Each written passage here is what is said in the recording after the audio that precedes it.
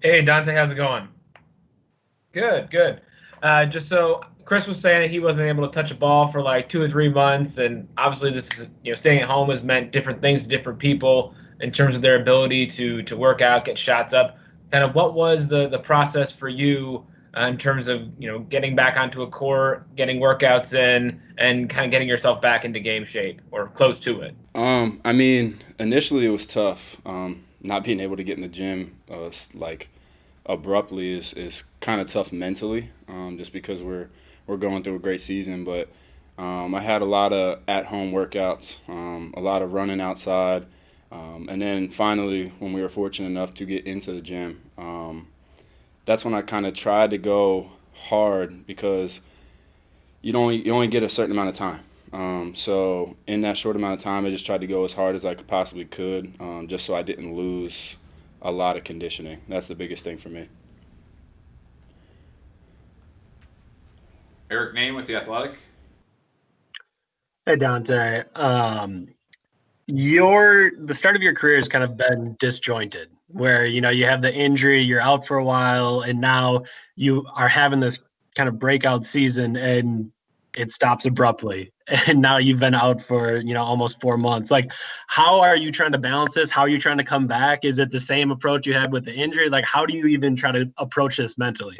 First and foremost, I'm just looking forward to finishing a full season. So getting back and finishing my first full season will be amazing.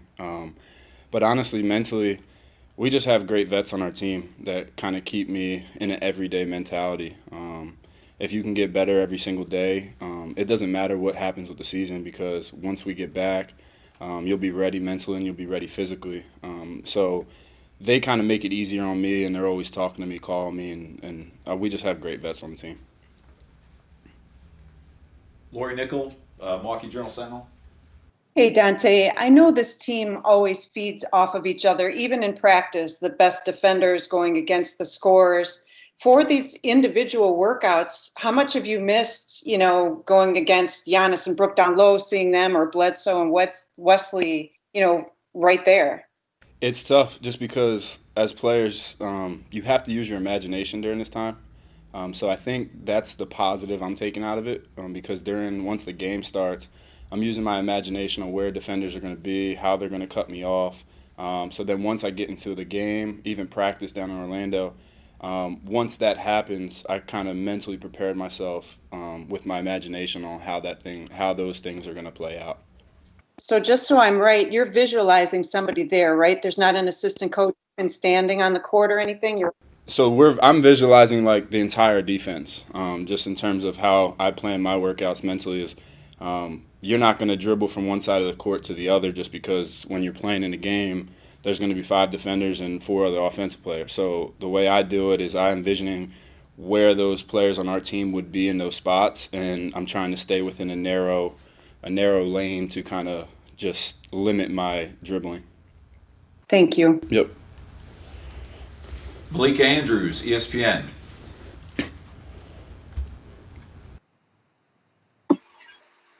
Dante, I was just curious what your process has looked like for the bulk of the 3 months that you were off. Where were you doing your workouts? What kind of did that look like? How long were you without basketball? That sort of a thing. Well, without basketball, I don't. Is that maybe a month and a half, maybe a month and a half. But it kind of took me back to like being a little kid again, dribbling the ball outside, doing those little moves on the sidewalk and stuff like that. And like I said, it all plays back into your imagination. Like you're just working on stuff as you're outside, just being a kid again. And the little things help because once you're allowed back in the gym, you're not. I was trying to work on things that could slip, ball handling and stuff like that, and conditioning. I had a bunch of weights at my house, so I was lifting in my apartment and just staying on top of that stuff. And like I said, just try to get as much conditioning in as possible because that's the biggest thing that we lose during this time. Great. Steve McGargy, Associated Press.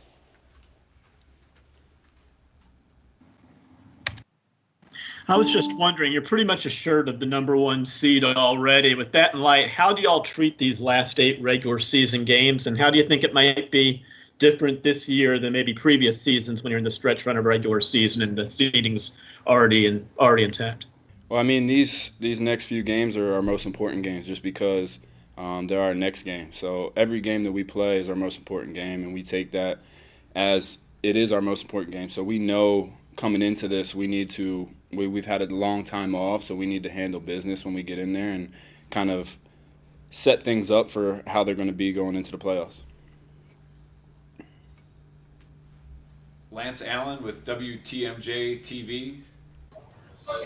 Thanks, Dan. Good to see you, Donte. Good to see you. Kind of to follow up on Lori's question, you've been visualizing defenders and visualizing like things and where your teammates will be. But when you have that first 5-on-5 workout, what fears or what concerns do you have to get over, and how do you just kind of let it flow? Chris kind of mentioned that it sometimes takes more than like 2 weeks to get used to that physical contact again, and now it's a different situation. Yeah, I mean, exactly what Chris said. You got to get used to that. It's going to take a few days, but honestly, at the end of the day, it's basketball. And everybody here has been playing basketball their whole life. And when we were younger, we've gone times this long without playing basketball, some of us. So when we get back into it, we just got to be mentally prepared that there's going to be little bumps early on, and just stay mentally strong and just keep going forward, getting better every day. Tim Van Voren with WITI Television. Hi there, Donte. Thanks for your time today. Curious, there's understandably been a lot of focus on how you guys have gotten ready to this point, the preparation, we'll see the physical, good and bad for people when they get to Orlando. Basketball-wise and success-wise, once you guys get to Orlando, Donte, how much of that will be mental? I think, honestly, with everything going on in the world, this run for the playoffs is the biggest mentally. In terms of my short career last year and this year, I think mentally it's a bigger task this year just because we've had such a long time off that, like I said, at the end of the day, it's basketball and people are going to be rusty, but I think it's going to be whoever's mentally strong will be the last one standing. Eric Woodyard, ESPN. Hey, what's up, Donte? You guys all along, man, playing with an MVP like Giannis Antetokounmpo, he gets a lot of the credit, but the supporting cast, you guys, how motivated are you to show and go out, hey, we done this in the regular season, but let's show it in the playoffs? Do you feel like a fanless environment can help you lock in and show that much more, like, hey, we're for real? Yeah, I mean, for me, it's going to take us back to practice times early on in the season in training camp, when we were just competing against one another, going really hard against one another, and there's nobody in the gym. So once we get to do that against somebody else going into the season, it's going to be really relieving just because we get to play against other people again. And 2, it's just another chance for us to keep improving because I feel like you said, a supporting cast, we have a lot to prove, but we have a lot to get better at as well. So the more time we get to play with one another, the more chances we get to get better.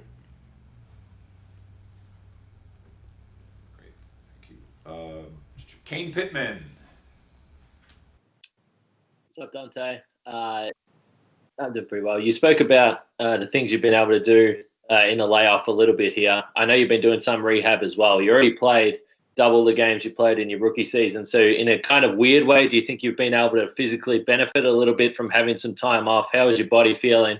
And are you ready for, obviously, maybe an extended playoff run here? Yeah, honestly, I feel amazing. My body feels amazing. Mentally, I feel amazing just because going into this, like you said, that time off is kind of a blessing in disguise for me, just in terms of my body and my rehab. And any little chance I can get to recover and then keep going forward and keep getting better, that's always a plus for me. Eric Woodyard, you had a quick follow-up? Dante, I had a quick follow-up for you, man. This is not really basketball related, but once you guys are in the bubble, I know you always keep a fresh lineup, fresh haircut. Have you thought about that? What you gonna do in the bubble, man? Have you gave any suggestions for a barber, or what's your thoughts on that, man? I'm not the only one. We've had plenty talks about trying to hopefully they can get a barber down there, because if not, there's going to be a lot of bad pictures of me online. Steve McGargy, you had a follow-up? I was just wondering, this playoff with the unique circumstances, the compressed schedule, the fact anybody could go down at any time with getting diagnosed or whatever, how important do you think bench strength will be in this playoff versus maybe previous years, just because of all the unique circumstances? I mean, for us, throughout the entire year, we've played a lot of people off the bench, and the minutes have stayed low for our main guys. But like you said, that concern of anybody can go down at any time, I think for us, it's not as much of a worry as other teams, just because our big-time guys, their minutes are lower, and bench has been playing a lot throughout the entire season. So our confidence, our roles, they won't have to jump a crazy amount, because I think that we've done a great job all throughout the year of playing a deep bench. Zora Stevenson, Bucks Digital. You were at a couple protests in Milwaukee, and I'm wondering why you chose to participate. You didn't have to. And then secondly, what your thoughts were when the Bucks kind of organized one and the entire community was there. It was thousands of people walking down the street. So first thing is why you chose to participate multiple times, and then second, what you thought of the big gathering the second time you participated. Well, first and foremost, I truly believe that we do need change. And as the guys to my left and my right, they're my brothers, my family members, everybody. I have a responsibility to stand up for what is right. And I think having the organization behind us doing it was, one, it was amazing, and two, having the community being there hand in hand with them. There was no barrier between us and the community. We were all in it together. And I think, one, that was really, really impactful. And for me, like I said, these guys are my brothers to my left and my right, so I'm going to ride with them to the end. Okay, so second thing, I'm just asking everybody this. When you're packing, what does Donte have to have in his suitcase? What do you need to survive potentially 3 months? I need to make sure I have my Xbox first and foremost. There's going to be a lot of time spent in that room, so as long as I have my Xbox and my phone, I should be good. Now Eric Name. Hey Donte, I'm curious, how do you try to be a good teammate during all this? Like Chris and Giannis have both said, like you get shuttled in, you get done with your workout, and you leave. So there's no hanging out, there's no shooting the shit, there's none of that. Like you literally just have to get into your work and get out. So how do you try to connect with your teammates? How do you try to be a good teammate throughout all this?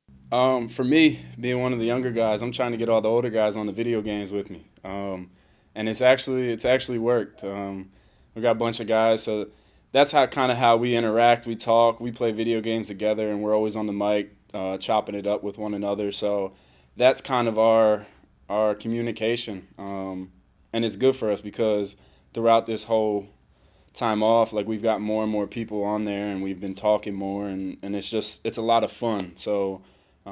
That's really good to look forward to when we go home at night. Who'd you get, and what are you guys playing? I know Marvin said the only thing he plays is FIFA. Have you guys gotten him in? See, I haven't got Marvin yet. He's gonna be a tough one to crack. But we got a bunch of dudes on the Call of Duty Warzone. We got George on there now. Me and Bled were on there. DJ. We got Chris now. So we're getting guys on there. My next task is to try to get Giannis on there. Great. Well, thank you everybody for your time today and your patience, and have a great 4th of July holiday.